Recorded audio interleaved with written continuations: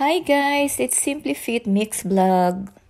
Share ko lang sa inyo ang aming preparation for Passover or Pesach in Hebrew.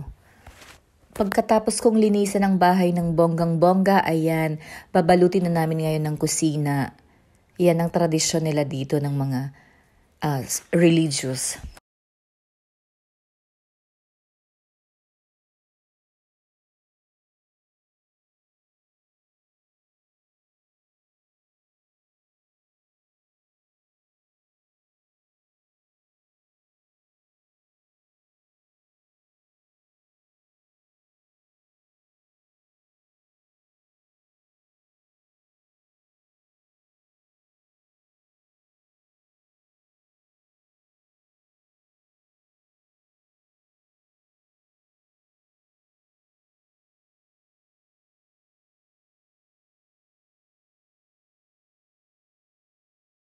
Yan, ready na siya.